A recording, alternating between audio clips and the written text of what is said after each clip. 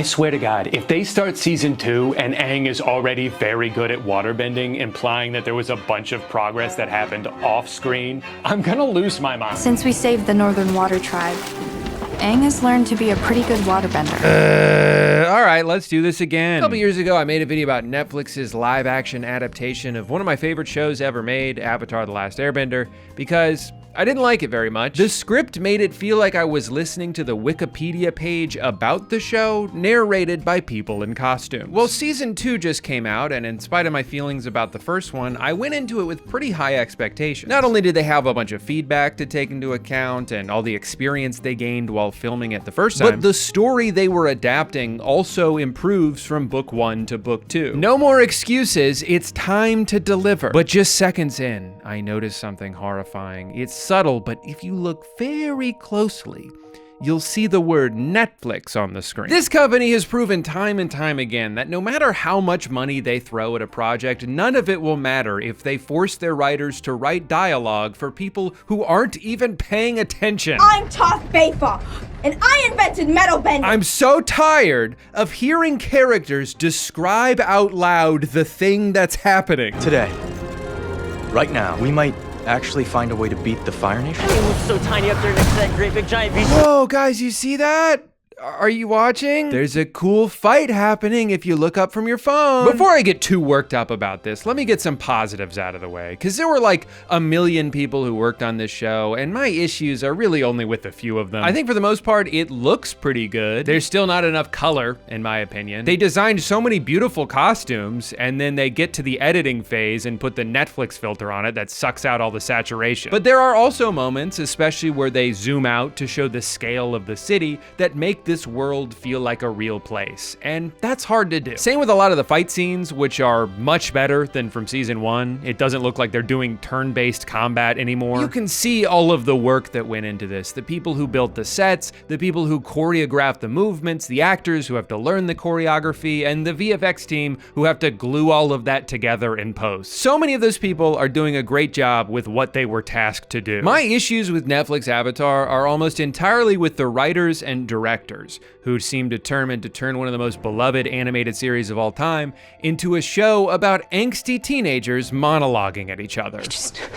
I can't think straight. The most that any character gets ruined by this obsession with melodrama is Aang. Just like in the first season, they'll often describe how childlike he is. Zuzu, he's a little boy. But the Aang that we see is so fucking serious all the time. Oh my God, he's so moody. You all act like my friends, like you understand the pressure I'm under, but you don't. He just complains constantly. So much to do and everyone's lagging, come on. I'm pretty sure the one time he smiled the entire season was a blooper. That's a real laugh, that's a real laugh. It's crazy how much more this actor embodies Aang when he's just being himself. But then the directors decided to strip away all of the joy that he easily could have brought to this character in favor of making him, honestly, kind of a dick. Leave. It's not like I need you anymore anyway. Yes, in the animated series, he does occasionally get overwhelmed by the massive responsibility on his shoulders and lash out at his friends as a result. But it's extremely rare. It's surprising when it happens. For the most part, he's a pretty calming presence for everyone around him. One of his main motivations as a character is to help people and reassure them. He feels that it's his job as the Avatar. In this show, everything he does begrudgingly. When people need his help, he's annoyed about it. We're going too fast, and it's too high. I'm just a kid. Come on. I won't let you fall. Ugh, come on, dipshit, we don't got all day. What, are you scared of the rocks down there? You should be, I'll push your ass right off. When he finds out Katara's been sneaking out at night to help the locals, he's irate. Everything that I did was to help people. Well, it didn't help us, did it? Who is this guy? When did he get so selfish? You don't care. If my first and only impression of Aang was this version of him, I'd be like, that's the Avatar? He sucks. And that worked really great.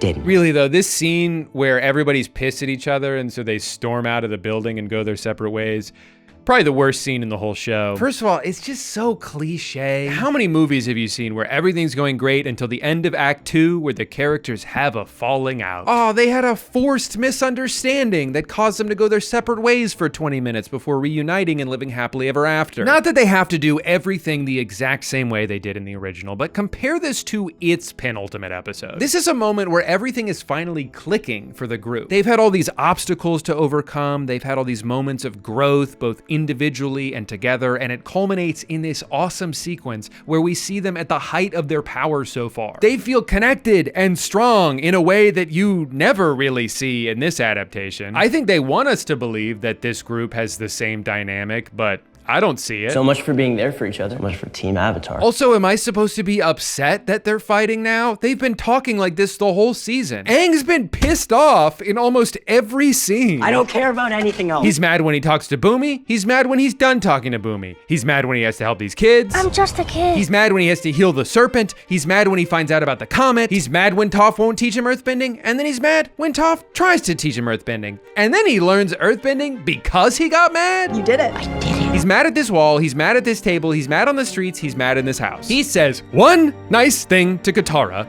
and then spends the rest of the season yelling at her. What's the problem? What's your problem? I don't want to talk about it. Where cartoon Aang feels like a good-hearted kid who just occasionally gets overwhelmed by the weight of his circumstances, Netflix Aang comes off as arrogant and entitled. Stop blaming me. It's all your fault. He's always whining about how nobody understands him and nobody wants to help him. Doesn't matter what his people need, and Whoa, doesn't Aang. matter what I need. Slow down. And even ignoring how much of a departure this is from the version of him in the cartoon, I think it's just bad writing to make your main character this unlikable. One of the biggest story drivers for season 2, and really one of the most emotional arcs in all of Avatar, is when their Sky Bison Appa gets kidnapped. Even revisiting this as a 32-year-old, it was really hard not to tear up. Watching him travel the world desperately trying to find his friends, seeing all the shit he has to go through and how terrified and lonely he is, it makes you want to hug your pet and tell them, I love you so much, I will never abandon you. And it's heartbreaking for Aang, too. We see a side of him that he hasn't shown before. When he first finds the guys who took Appa,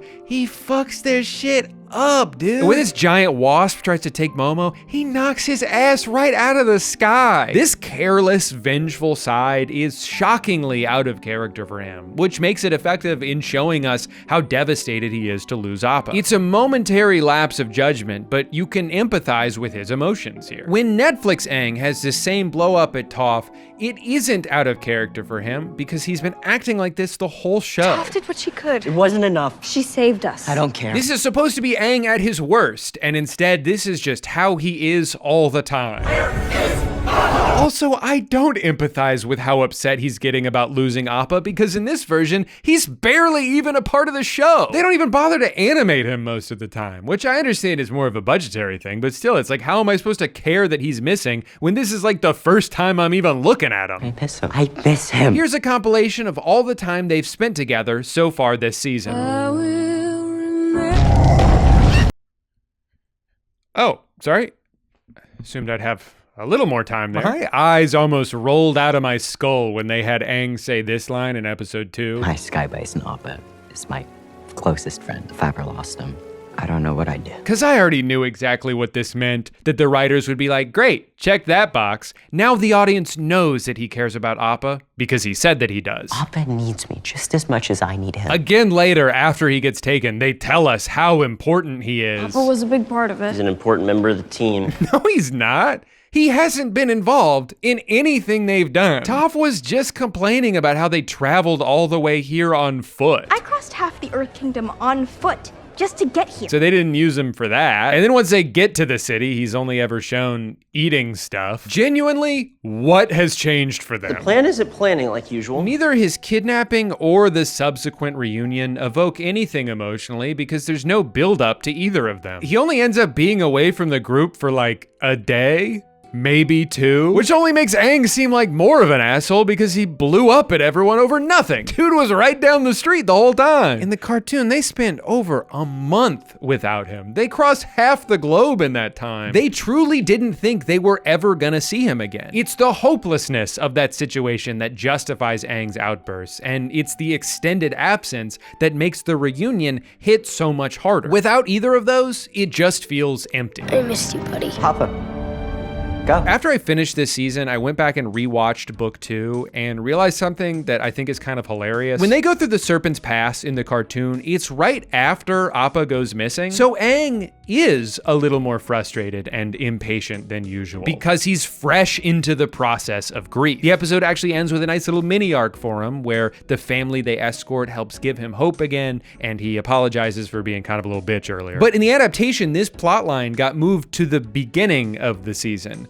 which means that Appa is still there. So there's no reason for Aang to be acting this way. There's no inciting incident for him to be in a bad mood. This is the writers apparently watching the old show and being like, I guess he's just mean when he gets close to the snake, and not stopping to think about why. Also, the only reason they need to risk their lives going through the Serpent's Pass in the first place is because they can't just fly over it like they normally would. Seems like maybe we could have taken shifts flying past it rather than putting all these civilians in danger. You know he's just a kid, right? Anyway, in the final episode, Aang does admit that he's been kind of an asshole lately and shows a bit of regret for it. I was completely selfish, totally focused on what I needed. I'm gonna change. So I guess that was his arc for some reason. But then if he's supposed to learn from this, why is this how Iroh responds? I'm gonna change. No, not only should you not do that, I'm pretty sure you cannot do that.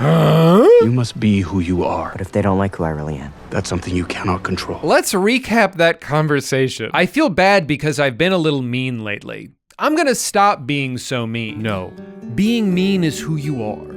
And if your so-called friends can't accept that, then they don't deserve you. What the hell? Who wrote this? Somebody's ChatGPT therapist? That's something you cannot control. I mean, in this case, yes, it is. He just has to be nicer. This same conversation in the original is about Aang grappling with the choice between power and love. He's worried that if he gets too distracted trying to protect his friends, it might prevent him from reaching his full potential as the Avatar, and then he won't be strong enough to fight Azula. Perfection and power are overrated. I think you are very wise to choose happiness and love. But this time he just says, be yourself. You must be who you are. That's it? Even if that wasn't the most generic advice I've ever heard, now's not even the right time to say it. You can't tell someone who sucks to be themselves. You gotta tell them to be someone else. Hey, speaking of someone else, let's talk about Toph. I'll say it.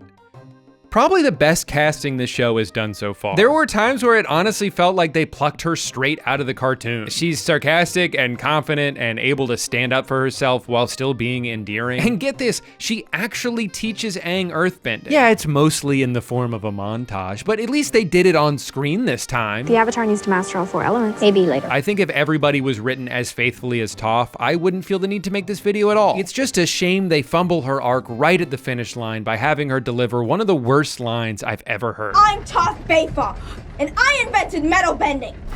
As bad as this line seems out of context, it's so much worse when you watch the full episode. They have not built up to this moment at all. Multiple times throughout the cartoon, they showed us situations where earthbenders were trapped somewhere made out of metal. The fact that they can't bend it is something you learn pretty early. You might think you're the greatest earthbender in the world, but even you can't bend metal. This show hasn't even planted the seed in your head that they can. So if you haven't spent any time thinking about it, it doesn't mean anything when Toph does it here. Instead of being impressed by something as it's happening, you have to retroactively be like, oh, I guess that was cool what she just did. I invented metal bending. It's so funny how bad this line is. She's saying this to her mom, by the way. You're my daughter. I'm your daughter. I'm glad you realized that. She just told her mom her first and last name. I'm Toph Beifong. Also, sorry, still not done. This moment is supposed to be a proclamation. She just got done saying, you don't know who I am, I know who I am. That's how she started this sentence. So the next words out of her mouth are quite literally how she sees herself as a person. This line from the cartoon. I am the greatest earthbender in the world. world is about who she is. This line, I invented metal bending, is about something that she did. Grammatically speaking, those are two completely different things. I'm not nitpicking, you're nitpicking. I'm Drew Gooden, and I invented seamlessly transitioning into today's sponsor. If there's one thing I love, it's finding random hilarious t-shirts at thrift stores. But sometimes, I don't want to go to a thrift store. What if I can't find anything funny and then I left my house for no reason? That's why I like using today's sponsor, Whatnot, who's also helping me give away $1,000, but more on that in a sec. Whatnot is a #1 live stream shopping app that I've been having a ton of fun using the past few months. In fact, just a few minutes ago, I popped into an auction and saw that this shirt with a giant dragon on it that says Luck of the Irish was going for just $4, and needless to say, it's my shirt now. Just one swipe of a finger, and I've never looked cooler. There's over 100 different categories on Whatnot, so whether you like vintage clothes or comic books or sports memorabilia, there's a little something for everyone. And if you use my link or scan the QR code on the screen, you'll get $15 off your first purchase anywhere on the app, which means you could have gotten that shirt for free. For my own selfish reasons though, I'm glad you did. Also, if you follow me on the app, you'll be automatically entered to win $1,000 in Whatnot credit, which you can use to buy whatever your heart desires. Unless you see a shirt that you think I'd like, please don't try to outbid me, okay? Don't flaunt your credit in my face. The link is in the description below. Thank you to Whatnot for sponsoring this video. Moving on to Sokka, who might be the most overlooked character from the original cartoon, just because he tends to be the comedic relief a lot of the time, but I think he actually has one of the best arcs in the entire series. He's someone who wants to be a warrior, and he wants to be a leader, but struggles with a bit of a constant insecurity about technically being the weakest out of everybody. He's the only member of the group who can't bend, so he has to find other ways to prove himself. He turns out to be really good at engineering. He comes up with a lot of their plans and ideas, and that's how he establishes himself as an integral part of the group. Netflix Sokka isn't given any of that. I think he comes up with one plan, but then gets shit on for it because everyone in this group hates each other. You can go too if you want. Unless you want to sit around and make another plan that won't work. Whenever Sokka is on screen, he is either written to be the dumbest human being on the face of the planet, or he's just really going through it. Last season, his girlfriend died and turned into the moon. It's just one of those things. Now, I don't think it's necessarily a bad idea to explore this grief a little more deeply. I just don't like that it comes at the expense of literally anything else. This is his entire arc in season 2. He's sad about Yue, doesn't want to open up about it, but then eventually he does. And that's it. Other than that, he is just being an idiot. It's like, yeah, he can be a little dumb sometimes. He's the main comic relief from the original show, but he's not useless. He has so many little victories that help him grow into the person he becomes at the end, all of which have been written out of this show. When they first meet Ty Lee and they find out that she has this power to temporarily block people from being able to bend, he gets to be the hero in that moment. How are you gonna fight without your bending? I seem to manage. In the Netflix version of that fight, he is the one who gets paralyzed. You paralyzed me somehow. That's why I can't move now. So he just kind of flops around on the ground the whole time. This is like the exact scenario where his skill set would be useful, but he doesn't even get a single blow in. That's how pathetic they made him. In the library episode, it was Sokka who figured out when the next solar eclipse was gonna be. But for some reason, Netflix took that away from him too, so they could give it to Toph. He also got to briefly be the hero when they went to escape, but they took that away from him to give it to Jet, who immediately died. I think the best part of season 2 for him though is this really sweet moment he has with his dad, who he's always wanted to prove himself to, treating him like the warrior he's shown himself to be. The rest of you men, prepare for battle. What should I do, Dad? Aren't you listening? I said the rest of you men get ready for battle. It's so nice. What a great scene. Let's check in on Netflix Sokka. And he's on the ground again. His favorite place. I thought they were at least gonna give him one moment of ingenuity at the end here. He starts to come up with an escape plan. He's about to do it. And then someone else saves him. Hey! He did do a pretty good job of running away though. I'll give him credit for that. I'm gonna get Sai out of here. Again, an adaptation does not have to recreate every single moment. I get why they cut certain things out. But if you remove every important moment of growth that a character has, what is left for them to do? Netflix's version of Sokka is written almost entirely to be a sad buffoon. The character deserves better than that. The actor deserves better than that. I think he's doing a pretty good job. He actually made me laugh a couple times. But now, assuming they still have him become the leader he ends up being in season 3, it's gonna feel like it came completely out of nowhere. Now, before I get into my thoughts on Katara, I actually want to shout out one thing I think this live action version did a good job of expanding on from the cartoon. I actually really liked this scene between her and Zuko. The original Avatar is masterful at efficient writing. They trim every ounce of fat off of the dialogue. I actually think part of the reason this show feels so agonizingly slow at times is because of how concise the source material was. But every once in a while, there are important scenes in the cartoon that feel a little bit rushed. It feels a little unrealistic how quickly Katara goes from looking like she wants to kill Zuko to just completely letting her guard down, especially for a character that's always shown to hold very strong grudges. This is the type of moment that could have benefited from having a little bit more room to breathe, but hey, look, now it can. This conversation is very well paced and performed, and I just want to give credit for that before I continue my 40-minute tantrum. I will now resume. How did she change her clothes in between scenes here? She's in jail. What, did she just happen to have another outfit on her when she got arrested? In season 1, Katara is a completely one-note character who has no emotions, no sense of humor, and never has to overcome a single obstacle. She wants to be a great waterbender, and so by the end of the season, she is. You found a master, haven't you? You're looking at her. They erased any of the flaws she had that made her a well-rounded character in favor of just making her strong and nice. But goddamn, if you thought she mastered waterbending quickly, that's nothing compared to how fast she picks up martial arts. In the first episode, she goes to playfully punch Sokka, and Suki's like, wait, do it like this instead.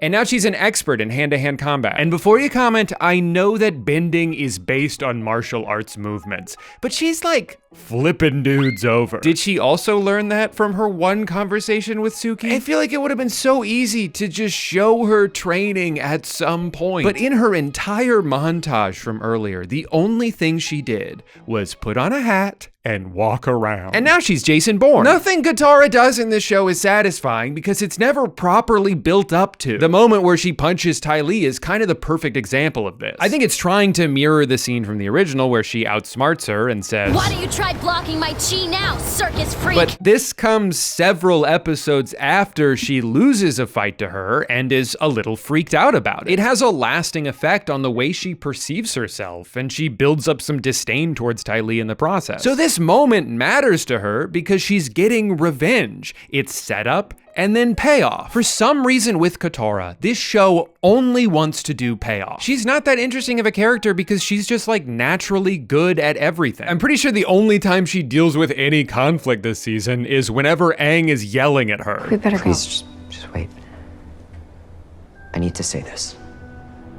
Leave. Last but not least, let's talk about Zuko and Iroh, since season 2 is kind of the turning point for them. Zuko starts book 1 having been banished from his home, told that the only way to win his honor back is to capture the Avatar. So he becomes dead set on this. All he wants in life is to be accepted back by his family, to no longer feel like an outcast. But when he finally gets a chance to do it, he hesitates, and he and Iroh enter season 2 as traitors to the Fire Nation. The next few months, he starts to go through a pretty intense identity crisis. It's hard for him to accept the fact that continuing to hunt the Avatar is now a fruitless endeavor because he's already put all of his stock into it. His identity is wrapped up in this mission in the hopes of finally earning his father's approval. All of that inner turmoil culminates in this beautiful scene where Iroh, out of love and out of concern, unleashes on him. You never think these things through. I know my own destiny, Uncle. Is it your own destiny? Or is it a destiny someone else has tried to force on you? Who are you?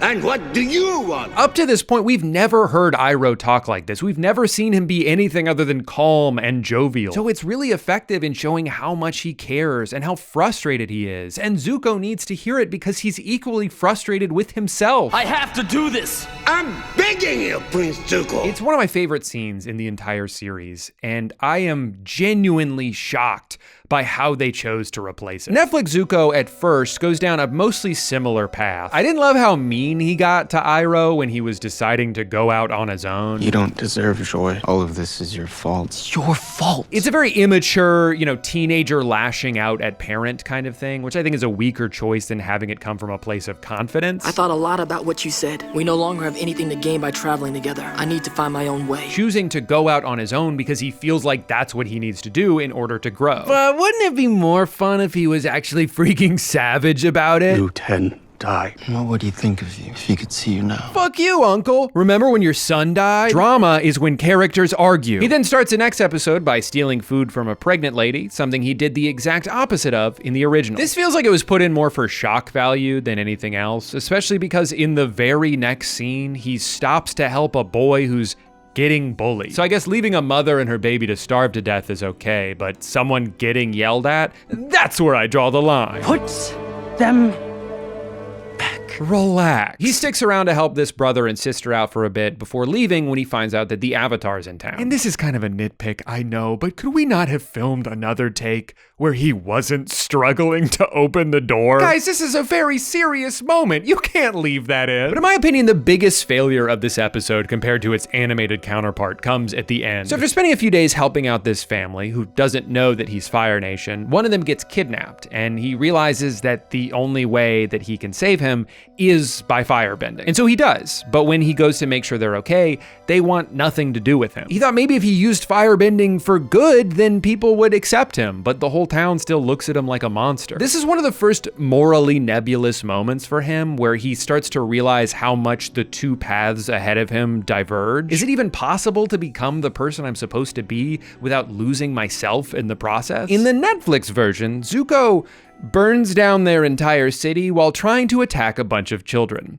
So it's a little different. He basically walks out like, I'm gonna kill that boy, and then very much tries to. So at the end of this fight, when he locks eyes with the family from earlier and they tell him how much he sucks, Get out of here, Firebender! they're 100% right. There's nothing ambiguous about this situation. He did something objectively evil. Like, sure, it still kind of sets up the same moral dilemma for him, but it does it in a much less interesting way. So Zuko continues to randomly oscillate between being sometimes good and sometimes bad, but where his arc really falls apart for me is the role that his uncle plays in it. Iroh in the original is an imperfect man with a history of mistakes and regrets from his time as a Fire Nation war general. But what these things give him is perspective. He's lived with these regrets, he's learned from them, and he's able to use that experience to offer wisdom to the younger characters who are much earlier on in their journey. His role here, first and foremost, is to be a mentor to his nephew Zuko. So it's kind of a big deal that Netflix Iroh is a giant fucking loser. He's this mopey, humorless shell of a human being who constantly gives up. When Zuko lashes out at him and threatens to leave, does he offer him advice? In the darkest times, hope is something you give yourself. No. He just stands there. When they get to the boat that's gonna take them to Ba Sing Se, the site of his biggest military failure, does he try to put aside whatever feelings he may have so he can be there for Zuko?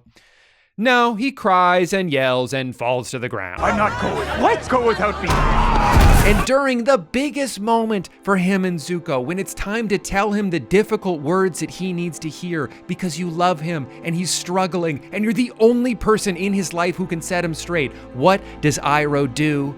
He apologizes. I'm sorry. Everything you said was right. No, it wasn't. Zuko was being shitty. He was acting like a spoiled brat. They're beneath me. This whole place is beneath me. He's been selfish. He's been violent. He's been stealing from people because he feels like he's entitled to it. Why are you apologizing to him? But I've also been trying to turn you into the man I hoped Liu Ten would be, instead of helping you become your own man. Except it doesn't make any sense in this context. Iroh wasn't trying to turn him specifically into his son, unless you just mean he was acting fatherly towards him, which was, last I checked, the entire point of their relationship. Like, that's the role that they play in each other's lives. Iroh steps up to be the strong but caring father that Zuko never really had. That wasn't right. I'm sorry. Why is he apologizing for this? And whatever you choose, whatever path you walk down, I will always love you. Look, there are times in life where hearing these words from a parent are all you need.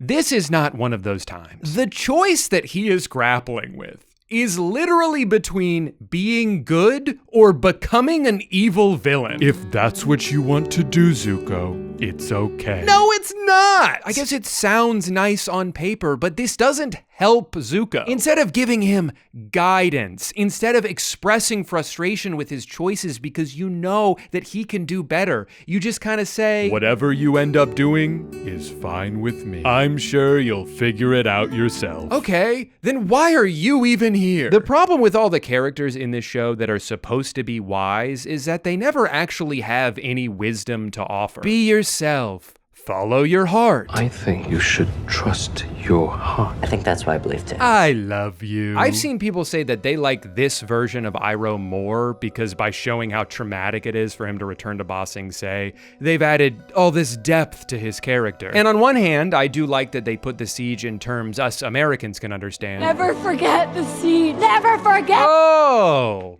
It's like 9/11. But I don't like the implication that he's only now starting to have these feelings. I made lots of choices to protect my family. Now I can see that some of them were misguided. Now you can see. So a week ago, you looked back on your time in the war with nothing but nostalgia? You didn't have an ounce of empathy until you saw a bunch of names on a wall? I'm ready to face my mistakes. I'm working on it right now. I feel like yet again, in an effort to overcorrect something that wasn't even an issue to begin with, they've actually made it worse. Like, yeah, Iroh does have a checkered past, but he doesn't go around condoning it. People can grow and change, and he's been proving it with his actions. This guy feels like someone who's years into his journey of reconciliation, someone who's accepted his mistakes, but won't let them define him. When this guy goes around helping people, it feels like he's doing it out of the kindness of his heart. A little help from others can be a great blessing. When this guy helps someone, it feels like he's only doing it out of guilt. Give me your money,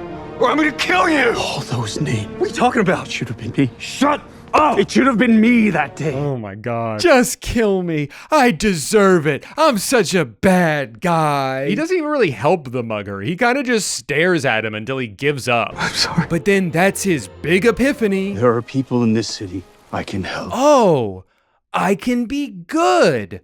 I never thought about that before. This man is a caricature. They have assassinated so many characters, and I don't even think they realize that they're doing it. Because just like how they tell us Aang is a fun-loving kid, even though he is demonstrably not, they have Zuko tell Iroh that he's tired of all his jokes. You know what I can't stand? Are smiles, the little jokes. I'm sorry, what jokes? This guy doesn't tell jokes. All he does is frown. I choose to be happy, to try and spread joy. Really?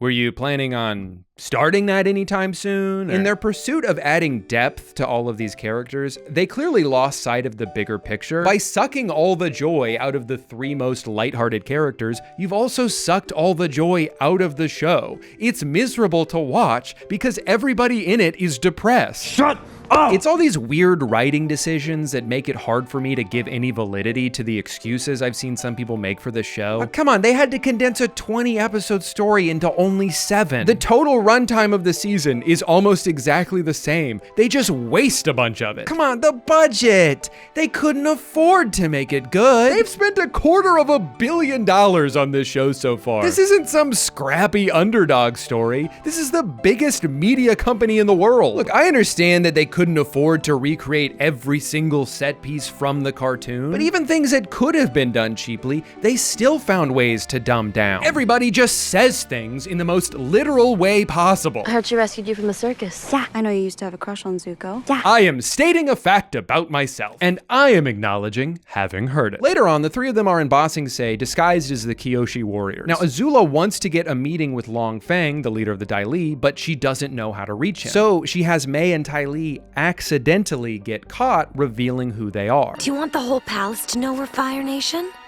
Sorry. Good work, girls. I'm sure the Dai Li will deliver the message. This plan is clever because now she goes into that meeting with the upper hand. Long Feng assumes he outsmarted them, meanwhile she's 2 steps ahead. This is a trademark of Azula's character. She's conniving, she's manipulative, she's smart. How does she get his attention in the live action? Oh, Judy, yes. sets a girl on fire. Because this is a show for grown-ups. Here's another example. The gang goes into this ancient underground library to try to find something that'll help them in their fight against the Fire Nation. They're escorted to this place by a local scholar they met who's been trying to find it his entire life. Eventually, they get the information they need, but the owl who guards the place is furious. He detests the fact that humans would use this sacred place of knowledge as a way to try to win a war. So out of spite, he buries the library forever. The gang barely makes it out in time, but Professor Zay doesn't go with them. There's not another collection of knowledge like this on Earth. I could spend an eternity in here. I love this writing choice. To make him so committed to his pursuit of knowledge that he would rather spend the rest of his life trapped inside this place than leave and never get a chance to continue exploring it. Pretty similar setup in the live action, only this time Zay gets his freaking head chomped off. I'm a scholar. Because this is a show for grown-ups. Now, does the fate of this random side character ultimately matter in the grand scheme of the entire series? No. I just think it's an infinitely more interesting resolution for him to choose to stay in the library. To recognize the fact that his life's pursuit has all led to this moment, and if he leaves now, he'll never get another chance to fulfill it. Yeah, but wouldn't it be even cooler if he got eaten by an owl? I think that they think that these kinds of changes make the show more adult. Look how dark it is now, both figuratively and literally. I can't see shit. But removing all of these nuanced decisions that characters made throughout the show and replacing them all with gratuitous violence actually makes it dumber. In order for this show to be good, it doesn't need to recreate the entire cartoon beat for beat. In fact, I wouldn't want it to. I would love a completely fresh take on this universe. If someone wanted to do to Avatar what like Andor did to Star Wars, I would be all over that. I'd love to see something that's actually darker, that's actually more adult, and not like a 12-year-old boy's idea of what adults watch. They want it to be its own thing, but then they'll still shoehorn in all these references as fan service, even though they no longer make sense in the context of the show that they're writing. Oh, they're gonna love it when Sokka says the mushroom line. Giant mushroom. Maybe it's friendly. Maybe it's friendly. But why would he say that if he's not looking at something that's shaped like a mushroom? Why would he even be drinking cactus juice in the first place? They're not stranded in a desert dying of thirst. They just got back from a government party. The government is serving people hallucinogenic beverages? I know that most of this video was me making comparisons, but I swear I'm not just mad because they changed things. I'm mad at how they did. I wanted to like this show. I didn't go into it just trying to be a hater. Honestly, I think that mostly the same cast and crew with just a different set of writers who have a clearer vision could make something pretty decent. And it would probably help if it was on HBO or Apple and wasn't so clearly being influenced by the shadowy figures lurking from atop Netflix mountain. But these are just the cards we've been dealt. I just hope that the movie is pretty successful and the upcoming Paramount show does well, because this is such a great world that they built 20 years ago, and I'm baffled every day that almost nothing of similar quality has been able to come from this universe since. Anyway, drop your predictions for season 3 down in the comments below, and while you're down there, why don't you hit that subscribe button? Did you know only 119% of the people who watch my videos are subscribed? I don't quite understand how that's possible, but I think if we work together, we can get that number even higher. Thank you so much for watching. I'm Drew Gooden, and I invented ending my videos in the middle of a sentence.